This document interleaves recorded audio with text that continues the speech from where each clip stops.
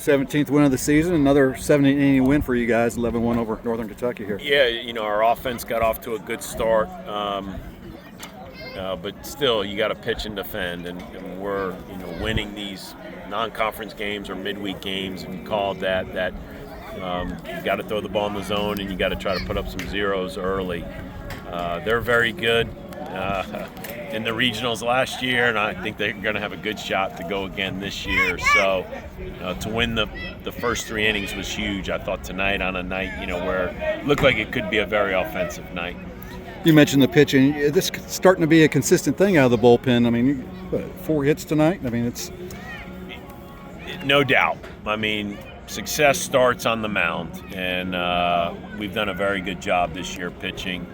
You love to see guys, get an opportunity to run out there. And TJ has been really good out of the bullpen. But going through the starter routine's it's a whole different animal, And you start a lot earlier, and you do more running, and you do more throwing, and you think about it for whoever knows when he was told he was the starting pitcher. So it was good to see him run out there because he's such a hard worker. He's a football kid. He controlled his breath. He kept his composure. He made pitches when he had to make pitches. And as we keep telling these guys, we've got a good defense, so you should trust your stuff. And then I think obviously they know offensively we always have a chance to score runs, even if we fall behind. But it was nice to jump out to a lead tonight. You continue to run some young kids out there that just keep kind of proving this freshman class of arms just continues to, prove themselves to you and to everybody else that they can get outs.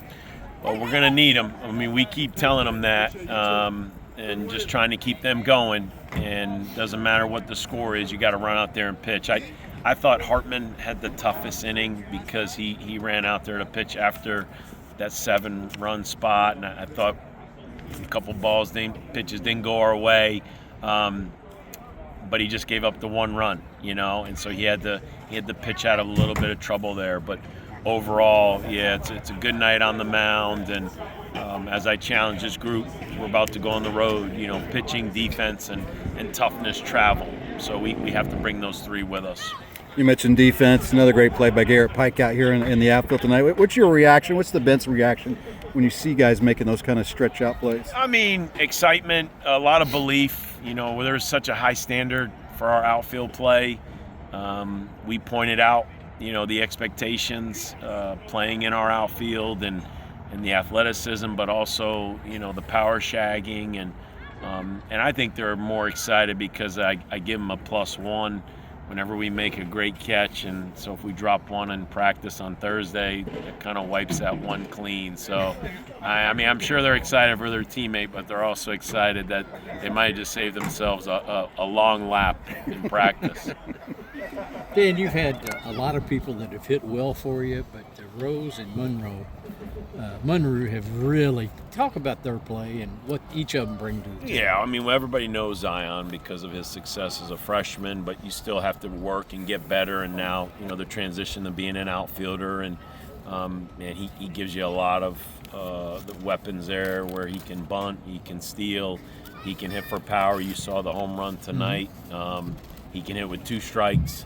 But yeah, Jake Monroe is the guy that, obviously I don't think the college baseball world knew about, and we felt like he had a chance to be really good. When Eddie came out of the lineup, one of our older right-handed hitters, it allowed us to move Jake up there and just sit him in that 5-hole behind Klein, and he's been great. But if you watch the work, if you watch the BP, it's a very professional approach and great demeanor, very humble.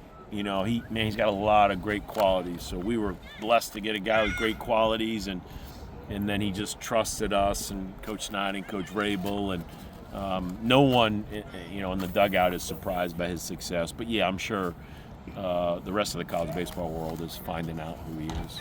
Taking the series against North Carolina has kind of allowed the college baseball world to say, hey, maybe Louisville's pretty good, and you guys are shooting up the charts right now. Obviously, you don't probably pay attention to the rankings, but how important is it to get recognized nationally? Well, I think for these kids, as long as they believe in who they are, there's a lot of really good teams in college baseball. The ACC, it's only we're 1 weekend in, and some of the teams like North Carolina are 2 weekends in. So there's a lot of baseball left to play. There's so many good teams in the ACC. So I think it's great for the fan recognition and the rest of the college baseball world. But at the end of the day, it comes down to them and their belief, and especially when you go on the road, you got to bring that belief and, as we say, that toughness with you. So it was good that we responded tonight to a team that, again, can do a lot offensively. Man, they push the envelope, similar to Oakland last week. Like I said, they played in the regional last year.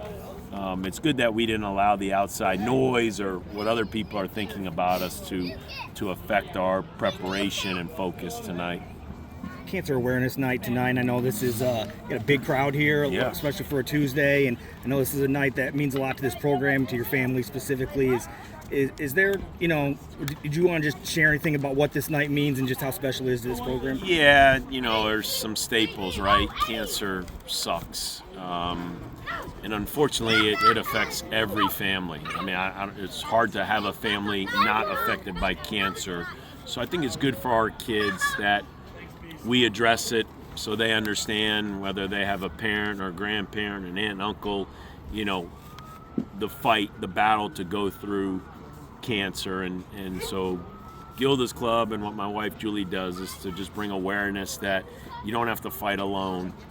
There are resources and support systems out there to help you fight this terrible disease. So it means a lot to our family because I lost my mother-in-law and father-in-law over 20 years ago.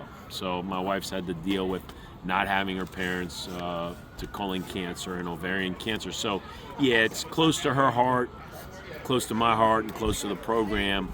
But I don't know how it's not close to everybody, unfortunately. And so just getting that awareness out that there are resources out there.